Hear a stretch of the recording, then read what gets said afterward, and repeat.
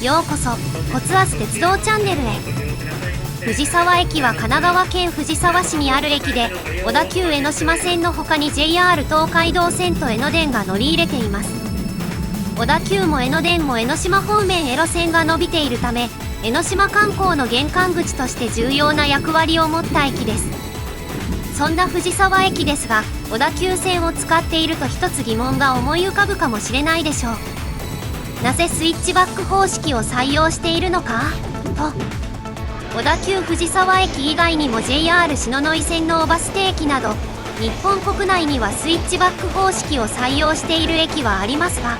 一般的な駅と比べて線路支障が多くなるため、勾配が続く区間に駅を設置する必要があるなど、どうしようもできない理由がないと採用されません。藤沢駅周辺の小田急線は急な勾配が続いているわけではなく、用地買収を頑張れば通常の駅と同じ構造で建設することももしかしたら可能だったのではと考えられます。なぜ小田急江ノ島線の藤沢駅はスイッチバック方式の駅として開業し、現在まで姿変わらず営業を続けているのでしょうか。今回の動画では小田急江ノ島線の藤沢駅がスイッチバック方式を採用することになった経緯について解説・考察をしていきましょう。それでは本編へどうぞ。藤沢駅の概要。藤沢駅は神奈川県藤沢市にある駅で、小田急線の他に JR 東海道線と江ノ電が乗り入れています。藤沢市の中心駅として日々多くの人が利用する藤沢駅は、小田急、JR、江ノ電のそれぞれが駅舎を持っていて、小田急と JR の駅舎やホームは隣接しています。ホームの西側には乗り換え専用の跨線橋が用意されていて、昔の跨線橋から拡張されて11通路の自動改札機が設置されており、ラッシュ時でも効率よく乗り換えができるようになっています。なお江ノ電の駅舎とホームは JR や小田急から少し離れており、 JR と小田急の駅の南口から出てバスターミナルを挟んだ反対側にある小田急湘南ゲートの2階にあることが特徴です。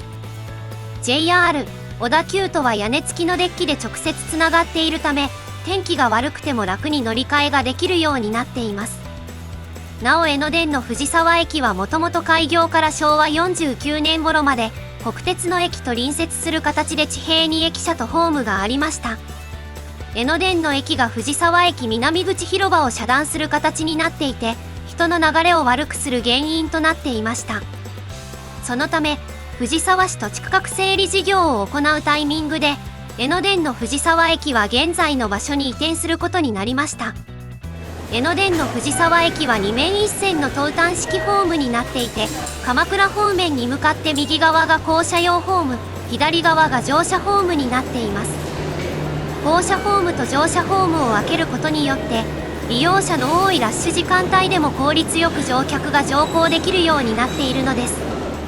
JR 藤沢駅は東海道線のみが乗り入れており、下り列車に乗れば小田原、熱海方面、上り列車に乗れば品川、東京方面だけではなく、上野東京ライン経由で宇都宮、高崎方面へもアクセスできます。ホームは2面4線の島式ホームになっていて、駅舎は橋上に設置されています。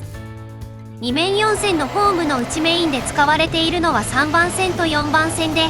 1番線と2番線に関しては東海道貨物線上に設置されている関係から、平日のラッシュ時間帯に東海道貨物線を使って運転される一部の特急湘南しか使わないため、使用頻度は極めて低いです。また3、4番線ホームの小田原側には上下線の間に引き上げ線がありますが、引き上げ線の途中に一本松踏切という踏切があるため、緊急時や工事などで藤沢折り返し列車を運転するときにしか使われず、藤沢始発の列車が廃止された現在、定期列車は一切使用しません。そして小田急は江ノ島線が藤沢駅に乗り入れています。小田急のホームは JR のホームの南側にあり、駅舎は JR と階段で接続はされているものの完全に独立した建物です。2面3線の投炭式ホームの投炭にある車止めの先の地上に駅舎があり、基本的に全ての列車が停車します。駅周辺には藤沢市役所や藤沢税務署、藤沢市民会館といった公共施設があるほか、商業施設も多数あり、常に駅前も非常に賑わっている駅です。小田急江ノ島線の概要。3路線が乗り入れ藤沢市の拠点駅として重要な役割を持つ藤沢駅ですが、小田急の藤沢駅には江ノ島線が乗り入れています。小田急江ノ島線は相模大野駅から片瀬江ノ島駅までを結ぶ、全長 27.6km の路線となっています。ちなみに当初の計画では現在の総武大前駅から分岐する構想でしたが、当時の総武大前駅周辺はすでに農地がたくさんあったため、ほとんどが山林で用地取得が簡単だった相模大野から分岐する方向に変わったという経緯があります。また、小田急江ノ島線のうち藤沢、片瀬江ノ島間は建設当初、仮の路線として作られ営業を行っていました。これは江ノ島線の敷設免許申請時に江ノ電が大船から江ノ島を経由して、茅ヶ崎に至る路線の敷設免許を持っていて、共に完成すると片瀬江ノ島付近で交差するため、江ノ電が路線を開業させたら撤去するという条件で免許が交付されたからです。しかし江ノ電は結局免許の有効期限内に建設して、路線を計画通り開業させることができませんでした。なので江ノ電の免許は結局失効してしまい、その結果小田急江ノ島線は本節路線として認められて現在に至っています。小田急江ノ島線は藤沢駅を境に運行形態が変わるのが特徴で、2022年3月のダイヤ改正以降は藤沢、片瀬江ノ島間を走る列車について、一部の特急ロマンスカーと早朝深夜の各駅停車を除き、この区間を折り返し運転する各駅停車となりました。対して、藤沢、相模大野間は速達列車も多く走っており、多数の快速急行だけではなく少数の特急ロマンスカー、急行も運転されています。各駅停車は相模大野もしくは町田で折り返し運転を行っていて、急行や快速急行、特急ロマンスカー江ノ島号に関しては、小田原線に直通して一部を除いて新宿駅まで結んでいます。さらに土日祝日に運転される特急ロマンスカーメトロ江ノ島号に関しては東京メトロ千代田線に直通を行い、千代田線の北千住駅まで運転されるダイヤが組まれています。小田急江ノ島線藤沢駅の構造。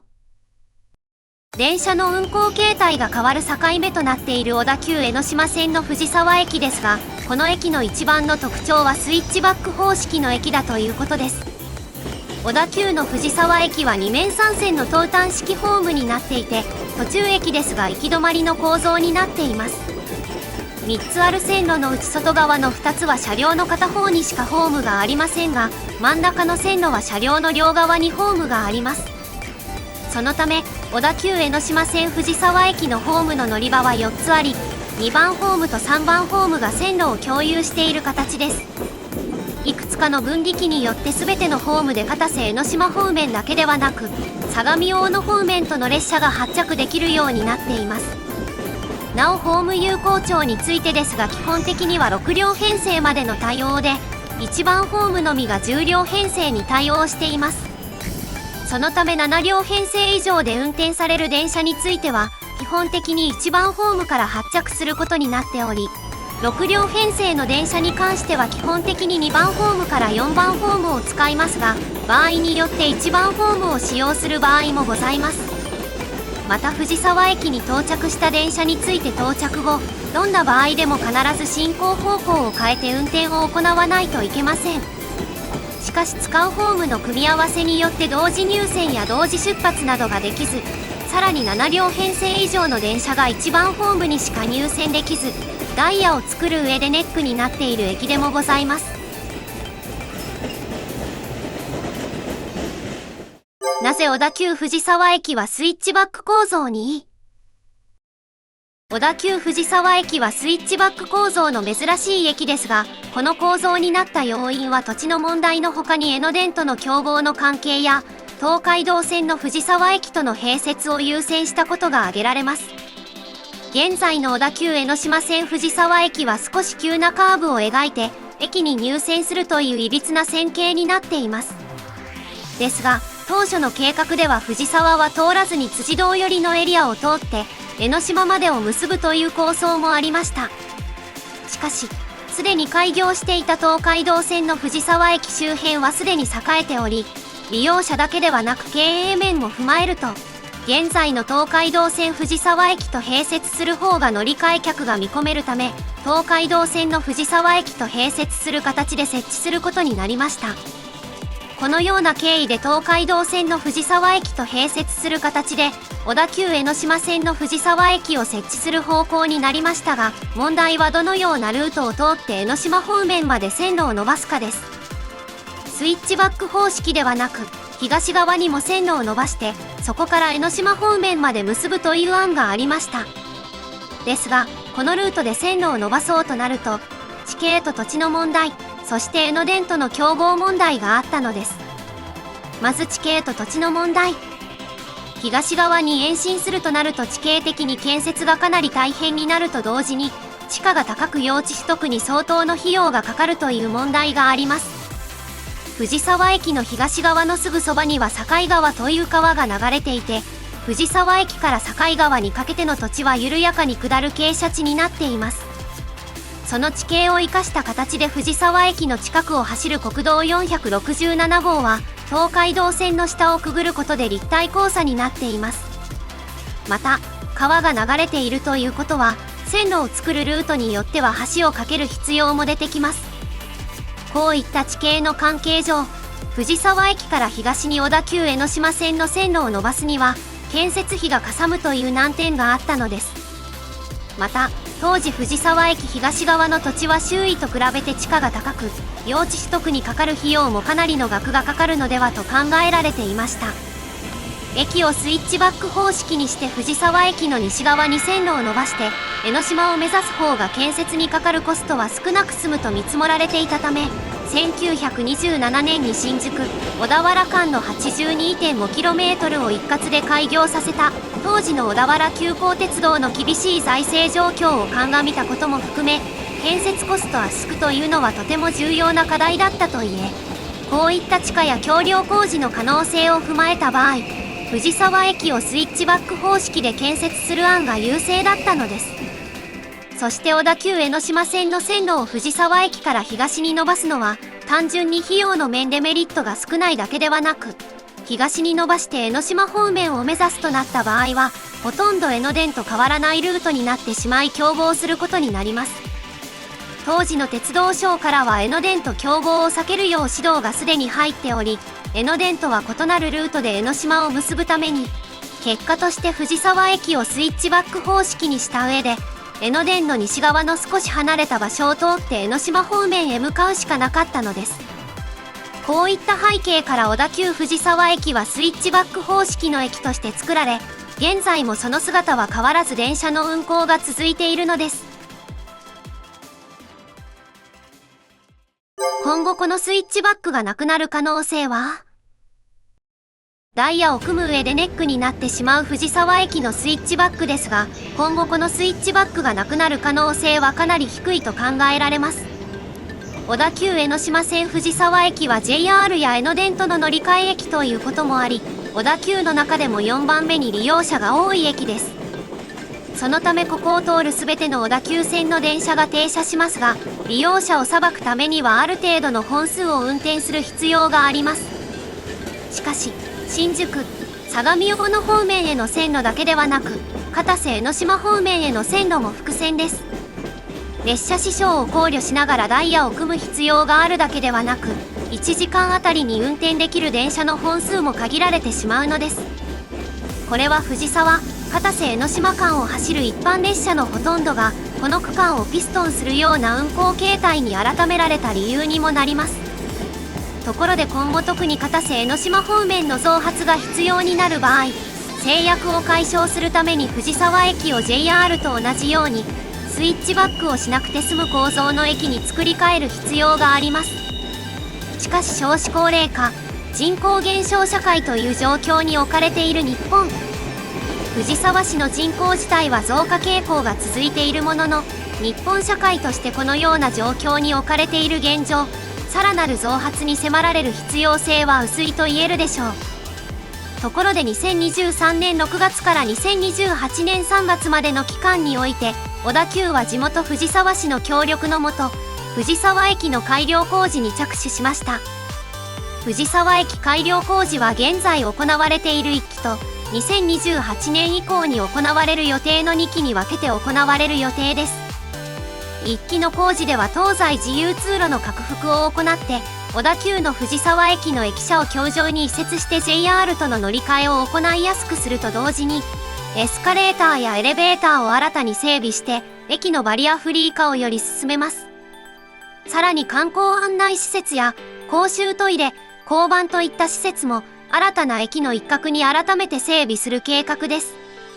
そして2期の工事期間は JR 東日本も大きく関わって、現在ある乗り換え専用の跨線橋の撤去とコンコースの拡幅を実施し、新たな乗り換え改札を設置する予定となっています。このように藤沢駅の改良工事が進められていますが、藤沢駅をスイッチバック方式ではない通常の駅に作り変える計画はなく、それについては沿線自治体からの要望も一切ありません。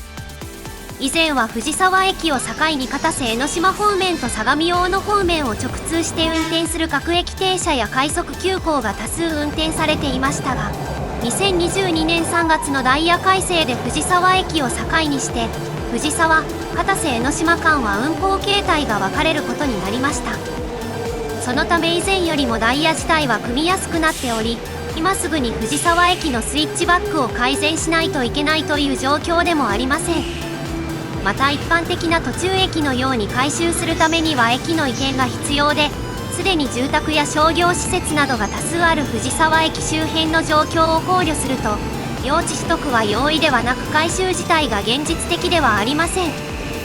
こういった様々な要素を踏まえると、今後も藤沢駅はスイッチバック方式の駅として残り続けると言えるでしょう。いかがだったでしょうか？今回の動画をご覧いただいたことによって、小田急藤沢駅がスイッチバック構造になっている理由について、